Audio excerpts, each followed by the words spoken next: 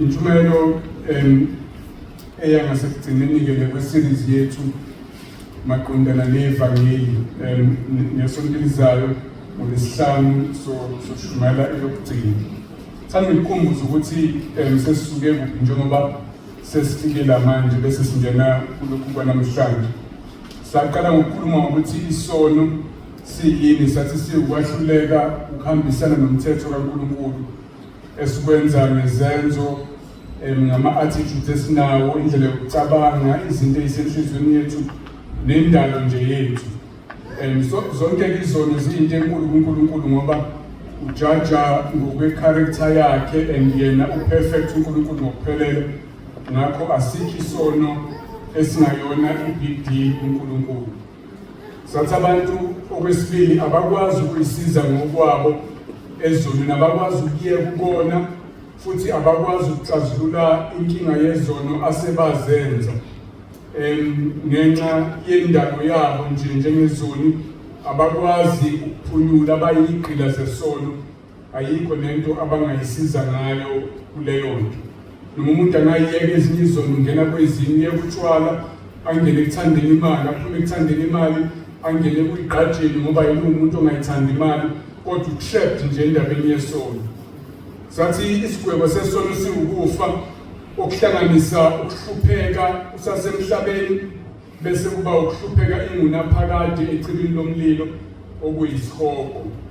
Sathi sithi okwesi-4 ngomusa kaNkulunkulu nangothando lwakhe nangenhloso yokuthi azeke njengoNkulunkulu ogcwele umusa, wathuma uJesu ukuthi akazofa endaweni yezoni. Ngokufa kwakhe-ke zakhokhelwa, zahlawulelwa izono ngokuphelele. uNkulunkulu waneliseka ngoba uJesu wayengcwele futhi ewuNkulunkulu. Ukufa kwakhe kwayihlawulela ngokuphelele izono zabantu bonke. Ngesonto edlule sakhuluma ukuthi uNkulunkulu usinikeza-ke isipho sokuzalwa ngobusha. Sathi ukuzalwa ngobusha kuchaza ukuxolelwa izono nokuguqulwa umphefumulo wakho, ube transformed emphefumulweni wakho, bese lobuyabuqila besono buyaphuka kuwena.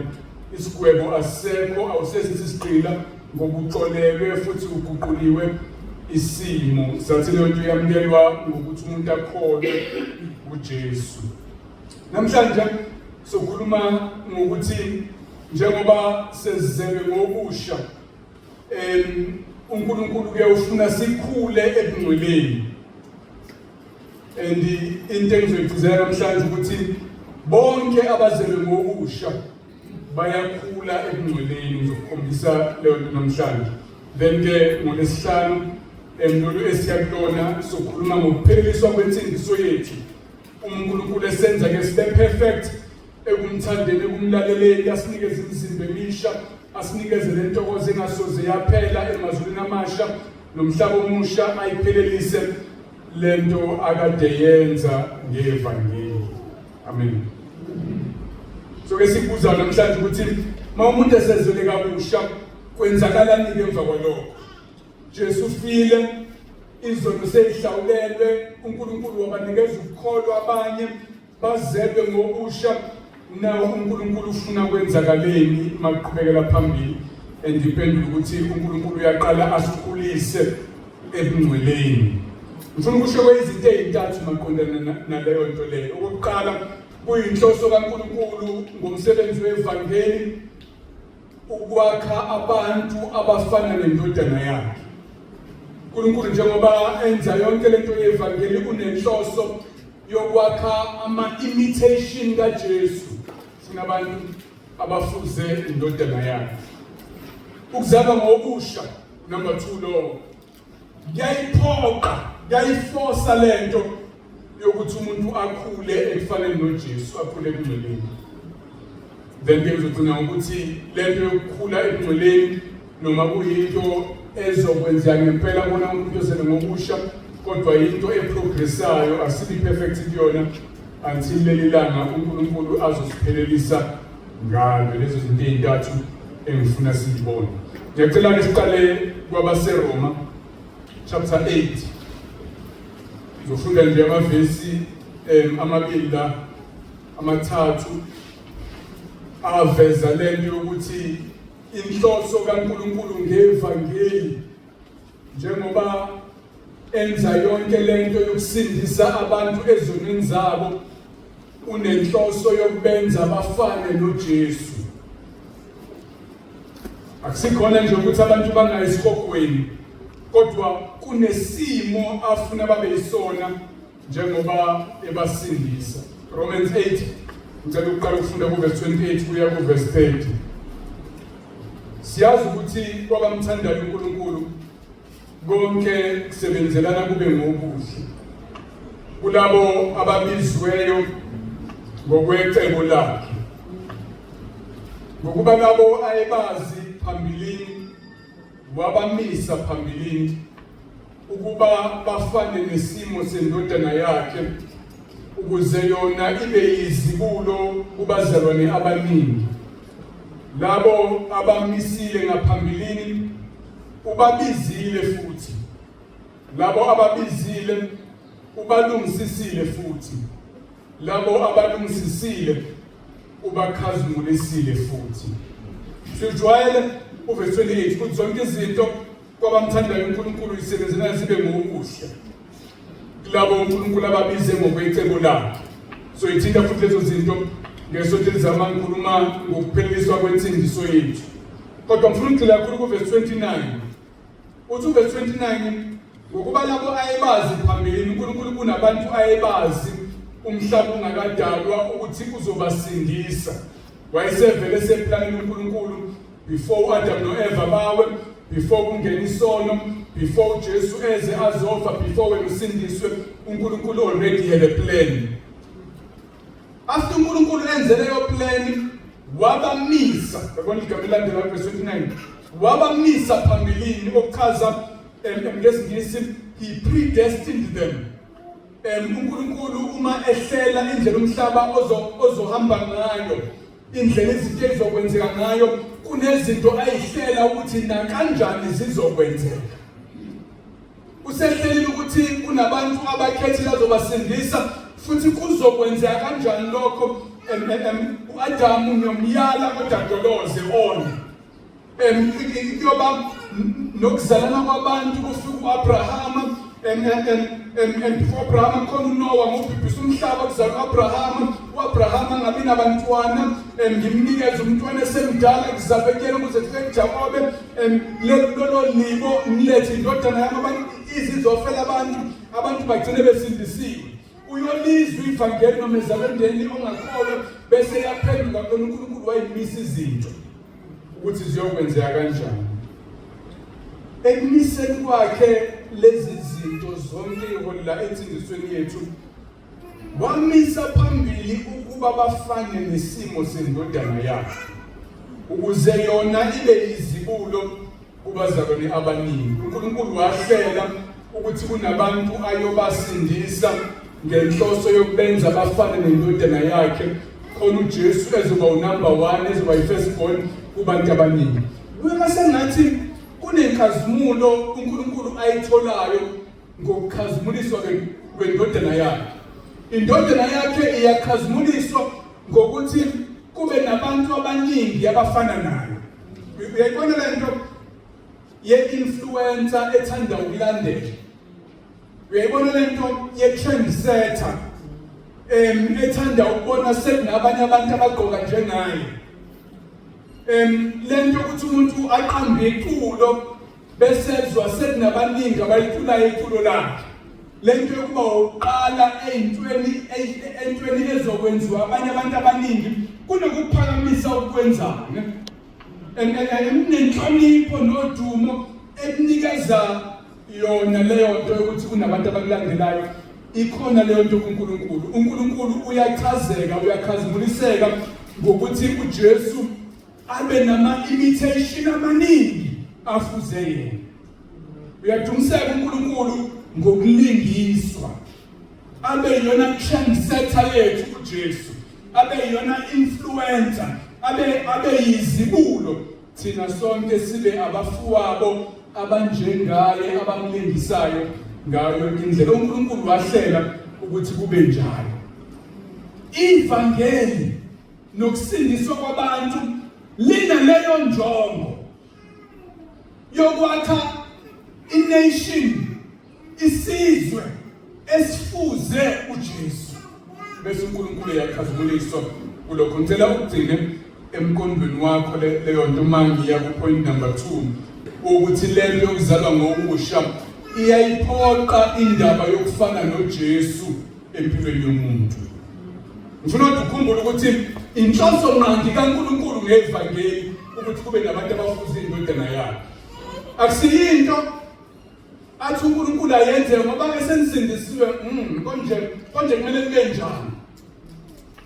No, yona le plan yokusindisa abantu inenhloso yokwakhela uJesu ama-imitation anjengaye khona ezomkhazimulisa. Ngifuna ke ubone namhlanje ukuthi kuphambana kangakanani kwezinto ukucabanga ukuthi kungenzeka umuntu asindiswe kodwa angabi ngcwele. Leso sibhikile ufuna ukusiqongqotha namhlanje ukuthi akwenzeki bathanda.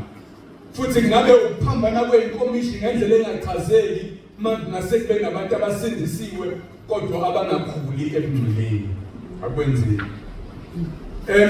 Ngicela ke manje ukuya kuJohane chapter 3 ngifuna ukukhumbuza indlela esayichaza ngayo indaba yokuzalwa ngokusha. Ngoba ngifuna ukuthi kuwena lento yokuzalwa ngokusha point number 2 iyayiphoqa indaba yokuthi abantu bakhule ebungcweleni. Uzalwa ngokusha kuyayiphoqa into yokuthi abantu bakhule ebungcweleni. Yenzeke futhi iyayiproduce mayisikhona akwenzeki ingaveli. KuJohn chapter 3 la esingazange sidile khona ngesonto edlule uverse 19 kuya lapha ku21 sabona uJesu echazela uNicodemus ukuthi iyini indaba yokuzalwa ngokusha. Kodwa into engifuna ukubona ukuthi mayeqhubeka echaza uJesu indaba yokuzalwa ngokusha ufika nala eveza khona ukuthi bonke abazelwe ngokusha babantu abaphila eqinisweni futhi ababalandeli bakaJesu. Abantu abazelwe ngokusha baphila ngokweqiniso futhi bayamlandela uJesu, bayamlingisa, babafundi bakaJesu. Ukuzalwa ngokusha kuproduce leyo nto empilweni yomuntu. Nicodemus verse 19 uthi yilesi isehlulelo ukuthi ukukhanya kufikile emhlabeni kodwa abantu bathanda ubumnyama kunokukhanya ngoba imisebenzi yabo imibi. Ngokuba yilona lowo owenza okubi uyakuzonda ukukhanya akezi ekukhanyeni funa imisebenzi yakhe idaluleke. Abantu abangazelwe ngokusha labo Nicodemus banjalo babonela ukuthi ukukhanya kufikile emhlabeni ezishoyela uJesu kodwa abantu bathanda ubumnyama ngenxa yokuthi imisebenzi yabo mibi. Abafuni ukuza kumina, abafuni kuba abafundi bami, abafuni ukungilengisa nokungilandela ngoba benza imisebenzi emibi. Bayangizonda mina nezenzo zami nezimfundiso zami, bayakuzonda ukukhanya, abezi kumina ngoba kuzosuke kucaca ukuthi bonekele kangakanani uma besondela kumina. Verse 21 kepha lowo owenza iqiniso banjalo abazelwe ngokusha benza iqiniso, benza okufanele, bagcina izwi likaNkulunkulu, baphila njengalokhu uNkulunkulu ekhuluma iqiniso bese baqondanisa impilo zabo neqiniso.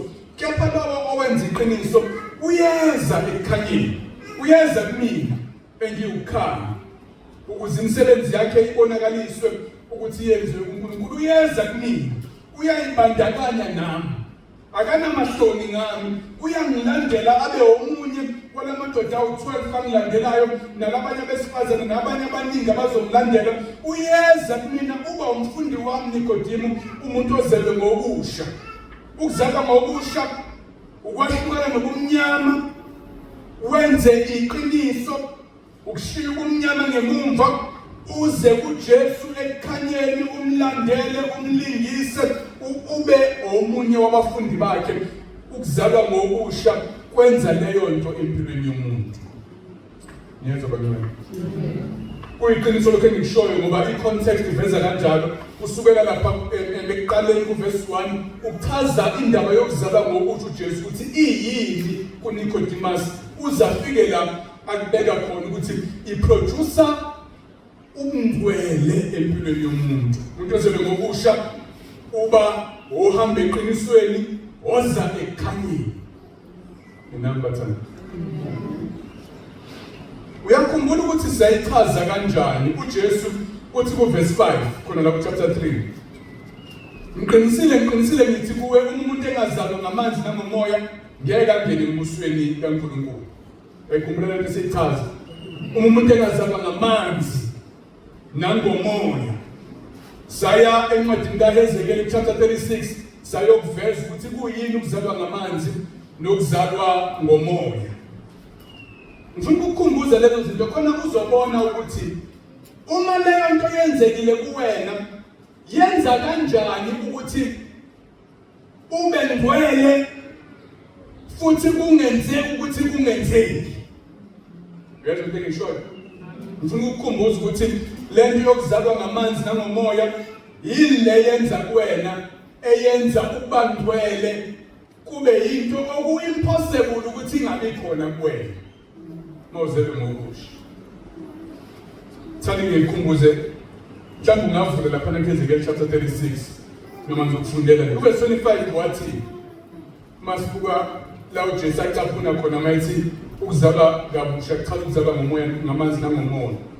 Kuverse 25 kuHezekeli 36 ngiyakunifafaza ngamanzi aqolekwe nihlambuluke ngenihlambule kukho konke ukungcola kwenu nazo zonke izithombe zenu. Ukuzalwa ngamanzi kusho ukuxolelwa kwezono. Ukuxolelwa kwezono. Ngiyakhumbula bathanda. Umuntu ozelwe ngokusha umuntu ozono zakhe zihlanjululiwe, zixolelwe. Ukuxolelwa kwezono kwenza ukuthi kuphele ubutha phakathi komuntu noNkulunkulu. uNkulunkulu akasakubuki njengesitha. Nawe awusabaleki uyoqasha makukhulunywa ngoNkulunkulu. Sewunesibindi sokusondela ngoba usenakho ukuyisola phambi kwakhe. uNkulunkulu sewumngani. uNkulunkulu seyi-ally manje. Akasayoni eneni kuwena. Lokho kwenza naturally umuntu abe nesifiso sokugcina ukuthula phakathi kwakhe noNkulunkulu ngokwenza kahle. Sewuyanqena manje ukumphoqa uNkulunkulu ngoba seniyazwana. Uyixolela izono zakhe. Awusathandi ukwenza izinto eziphambene nenkando yakhe. Sewuyathanda ukusondela kuyena. Awusamesabi uNkulunkulu ngoba izono zakho uyixolelwe. Naye uNkulunkulu useyasondela kuwena bese eduze nawe akulekelele. Leyo nto nje iyodwa yenza ubungcwele buqale bukhule empilweni yomuntu. Usenesifiso umuntu sokuba seduze noNkulunkulu ngoba usehlanjululiwe ezonweni zakhe. Kuverse 26 khona la eHezekeli ubala into yesibili. Uthi ngiyakunika inhliziyo entsha. Ngifake umoya omusha ezibilini zenu. Ngizonika inhliziyo entsha. Ngifake nomoya omusha ezibilini zenu ngaphakathi kwenu. Ngiyikhiphe inhliziyo yethu emzimbeni yenu, nginika inhliziyo yobuntu. Bakuyinto ezimbili labangcwele. uNkulunkulu uzokhipha inhliziyo yethu afake inhliziyo yomoya. Inhliziyo ilento kuwena eproducer ukuthi uthandani awuthandini. Inhliziyo iyona leyenza uthanda ukukhuluma amanga nokukhuluma iqiniso. Iyona leyenza ugijimela ezonweni zokuqansi kunokuphila ngokuhlanzeka. Iyona yenza uzonde kunokuthi uthande. Inhliziyo iyona yenza yonke into embi umuntu agcine iyona iqubuka enhlizweni ngoba inhliziyo iyifactory yama-desires. Yeyifiso ngisamthanda suwinka noma kukhulunywa ngeyifiso ezinto. Yonke into oyifisayo, oyithandayo, oyifunayo, ogcina uyenza, ogcina uyikhuluma iqubuka enhlizweni.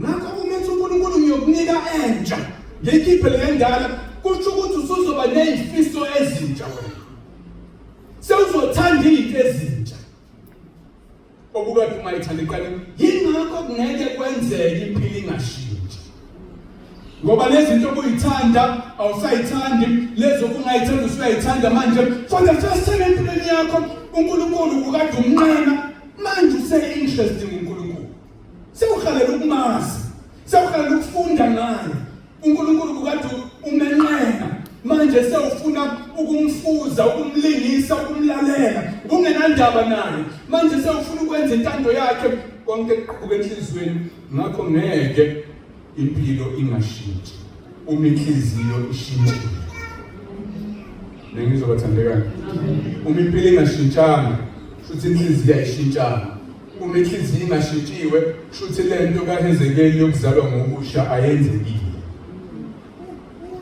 uthi lawo kwesibili kuverse 26 uyosinika umoya omusha umoya omusha ukhava ke yonke into engaphakathi kwakho hayi nje inhliziyo ukhava indlela yakho yokucabanga uNkulunkulu uzokunika indlela yokucabanga yahlukile awusazi ukuyibona izinto ngalendlela okuyibona ngayo eqaleni awusazi ukubona indlela zokuphila zakwaZulu nezakwabantu nezasemhlabeni kuyizona indlela eziright bebhenda labazalwane besicindezela ngaleli iBhayibheli yashintsha indlela yazi uNkulunkulu right abantu ababhedayo yazi ukuphila ngokulunga kuhle kunomvuzo omuhle ugijimela izono zasemhlabeni nomntwana basemhlabeni uphetha kambi esiqogweni angiyeke lento ngenzele yashintsha indlela yokucabanga umoya nengqondo usumusha kumuntu lezenzo izoshintsha makukhulunywa ngomoya oshintshile intando yakho yowili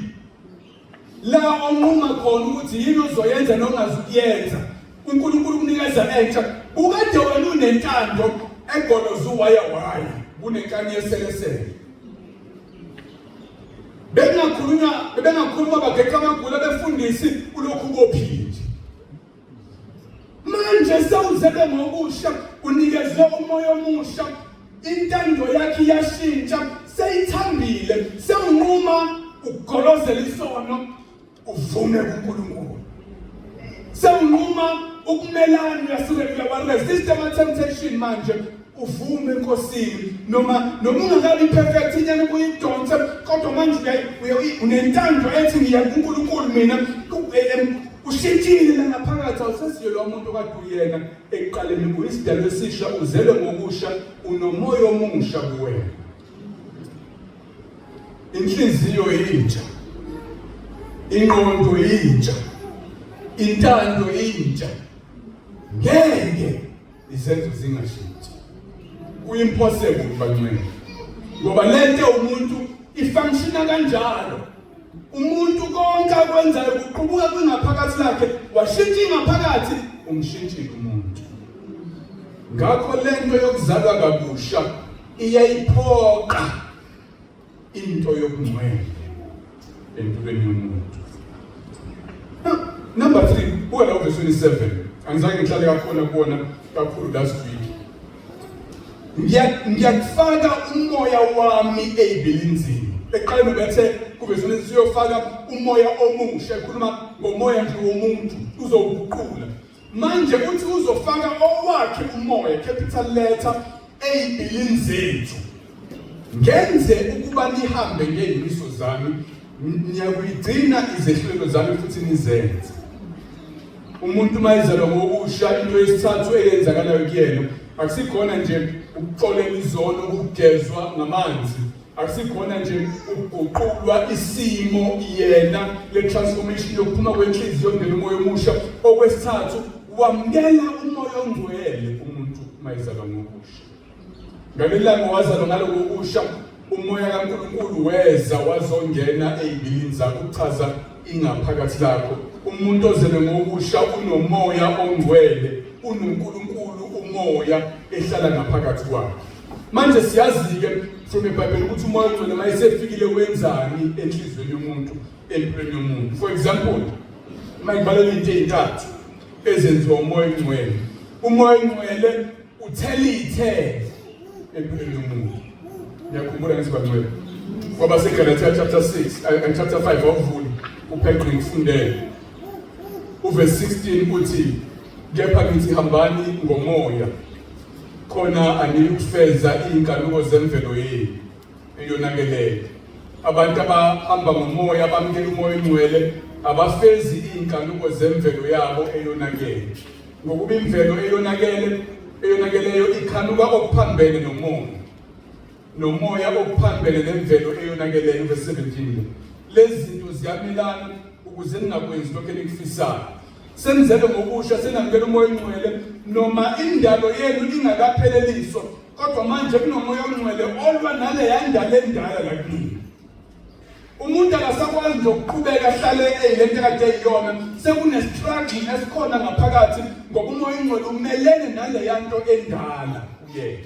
Athi kuverse 19 imisebenzi yemvelo, uGalatians 5, imisebenzi yemvelo eyonakeleyo isobala yilena: izono zokocansi, ukungcola, amanyala, ukukhonza izithombe, ukuthakatha, ubutha, ukulwa, umona, ulaka, ubugovu, uthanda izinto kuzokweqa, ufuna imali more, ukwehlukana, ukuba amaqembuqembu, umhawu, ukudakwa nokuxokozela.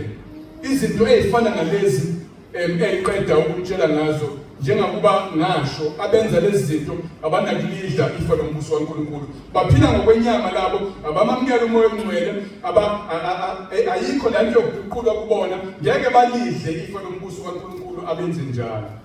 Kepha verse 22 iy'thelo zikamoya okukhiqizwa umoya ongcwele, uthando, ukujabula, ukuthula, ukubekezela, ukubele, ukulunga, ukukholwa, ubumnene nokuyithiba. Akukho mthetho ongamelana nalezi zinto.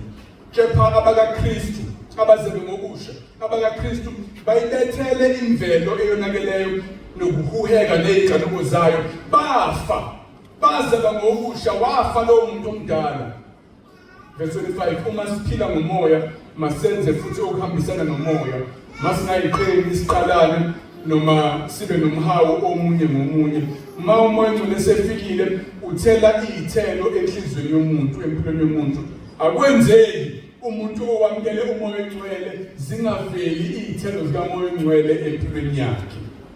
Mazingekho izithelo isihlahla sikho, umoya ongcwele akekho.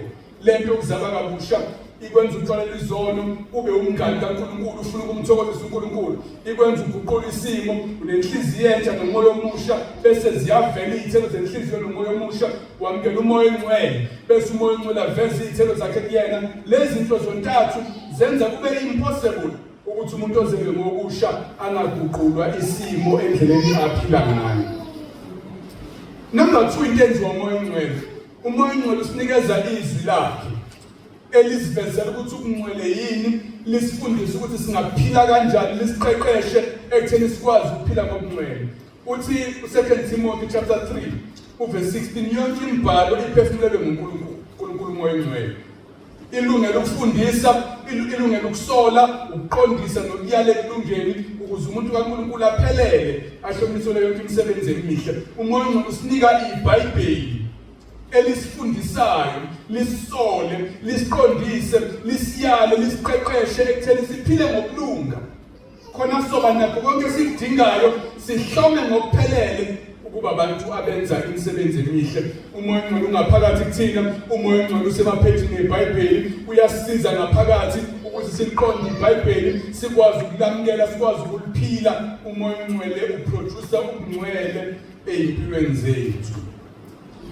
Number 3, umoya ongcwele usinikeza iziphiwo zokomoya. Khona thina ezizelwe ngokusha soba i-team ekwakhaneni ekutheni sibe ngcwele. Siyalekelela nakanti yokungcwele sisizwa umoya ongcwele. Ngicela ukufundela-ke this long passage Ephesians 4 eveza le process kamoya ongcwele esinikeza iziphiwo khona sizokhula ebungcweleni, lento ayisebenza kuthina ngaphakathi asibhalele emaphethini eBhayibheli, sizokwazi ukuthi ukusizana ngayo thina sodwa-ke manje omunye size omunye, khona ubungcwele buzokwakheka.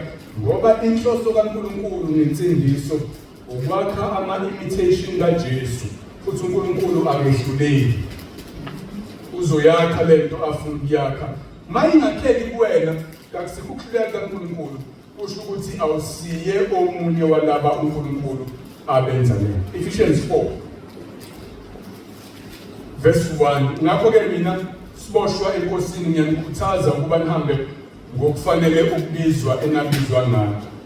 Khona indlela yokuphila efanele lolu bizo lwensindiso. Khona indlela yokuphila uNkulunkulu ayimatanise nensindiso. Umuntu akayamukela insindiso bese yayikhethela ukuthi uphila kanjani after esamukela insindiso. Khona indlela yokuhamba efanele lolu bizo. Verse 2 ngokuthobeka nobumnene ukubheka kade nokubekezelana ngothando balezinye zezinto zama-elements okungcwele. Ngishisekela ukugcina ubunye bukamoya ngesibopho sokuthula. Munye umzimba, munye umoya. Lento inomoya ongcwele phakathi, umoya ongcwele uyayisebenza, umoya ongcwele munye. Lo owasethi sazalwa kabusha thina sonke, wangena phakathi kwethu thina sonke, ongaphakathi kwethu esebenza lento yezithelo zakhe kuthina, osinikeze izwi lakhe, manje usebenza ebandleni bomunye nomunye. Uyena lo moya osebenza kuthina sonke, njengalokhu nabizelwa ethembeni linye lokubizwa kwenu. Verse 7. Kepha lona lo phakathi kwethu uphiwe umusa ngokwesilinganiso sesiphiwo sikaKristu. Wonke umuntu unomusa uphiwe, uneyiphiwa inikezile. Verse 11. Uyena futhi owanika abanye babe abapostoli, abanye abaprofethi, abanye abavangeli, abelusi nabafundisi. Nazo ezinye zeyiphiwo ikakhulukazi lezi zokuhola kusukela ekuqaleni kwebandla phansi kuze kufike manje ibandla maliqhubeka iholwa abelusi nabefundisi. Verse 12. Ukuze bahlomisele abangcwele umsebenzi wokukhonza kwakhiwe umzimba kaKristu, lakhiwe leli bandla, kwakhiwe lokungcwele ikhule lento kaNkulunkulu, umoya ongcwele usinikeza iziphiwo. Verse 13. Size sifinyelele sonke ebunyeni bokukholwa nasekwazini indodana kaNkulunkulu, ebudodeni obupheleleyo, esilinganisweni sobukhulu bokuphelela kukaKristu. Nayi lento esiqale ngayo. uNkulunkulu ufuna sonke sifinyelele ekumazini uKristu nasebudodeni obuphelele okulingana naye, okuchaza ukufana naye uJesu. uNkulunkulu usinikeza iziphiwo khona sokwakhana, khona sofana noJesu. So uNkulunkulu ufuna ama-imitation kaJesu agcwale ePhayithani, agcwale eNew Germany, agcwale eNazareth, agcwale kule ndawo e-around la, bese uJesu ayakhazimuliswa kunabantu abamlandelayo abaphila njengaye. Yingakho sineyiphiwo zokomoya khona leyo nto izokwenzeka. Verse 14. Ukuze singabe sisaba yingane sponsorele nale ngamagagasi sipeshulwa imoya, noma yimuphi umoya wemfundiso ngokukhohlisa kwabantu nangobuqili namacebo okudumisayo. Kepha sithi sibambelele eqinisweni ngothando, sibambelele kulamazwi kaMoya oNgcwele, sikhule ngakho konke kuKristu oyinhloko. Sikhule sibe njengaye, sikhule sigcwale kuyena, abumbeke empilweni zethu. Inhloso kaNkulunkulu leyo ngensindiso nangenhloso kaMoya oNgcwele ukusinikeza iziphiwo zikamoya. Okungayo umzimba wonke uhlanganisa ubambene ngokwelekelana kwamalunga onke awo, ngokusebenza ukulinganisela ilenga lelo lunga ukuba kukhuliswe umzimba ube yisakhiwo othandweni. Ngakho-ke ngiyafakaza enkosini ngithi ningabe nisahamba njengalokhu kuhamba abezizwe ngobuze bengqondo yabo. Nineyela ingqondo isiguquliwe, isishintshiwe. Athi verse 22. Ngakho-ke khumulani umuntu omdala ngowenkambo yakuqala owonakele ngenxa yey'nkanuko zenkohlakalo, nenziwe basha emoyeni wengqondweni. Nawo lo moya wengqondo besikhuluma ngawo bagcwele, oguquliwe kumuntu ozelwe kabusha, nokuba nembathe umuntu omusha odalwe ngokukaNkulunkulu ekulungeni nasemduleni beqiniso. Umoya uyashintshwa bese nenkambo umuntu ambathe umuntu omusha ophila ekulungeni nasemduleni kukaNkulunkulu. Amen. Niyayizwa lento engishoyo bazalwane. Niyabona ukuthi bonke abazelwe ngokusha bayaba ngcwele. Ngani amen leyo ndaba. Ngicela ukuvaleke ngalokhu. Angisho ukuthi ba perfect. iBhayibheli yasenza sikubone lokho. For example, kuPhilippians chapter 3. uPaul uthi ku verse 12. akusho ukuthi sengifinyelele. Ubekade ethi verse 11 uyafisa ukufinyelela ekuvukeni ngoba sileyo la sonke siyopheliswa khona masinikeza imizimba emisha sesiperfect Jesu mayibuya. Kuverse 12 futhi akusho ukuthi sengifinyelele kulokho kumbe sengiphelelisiwe. Ngapheleliswa angafiki. Usho Paul eseduze nokufa mature, mhlawumbe the most mature Christian alive. uPaul uthi akafinyeleli akapheleliswa. Kodwa ngiyaphikelela ukuba kambe ngingaze ngibambe lokho nami ngabanje bakhona ngoKristu. Ngize ngifike la uJesu afuna ngifike khona. Bazalwane verse 13 angisho ukuthi mina uqobo sengibambile kodwa kunye ngikwenzayo ngikhohlwa ukungasemumva ngizelulela okungaphambili.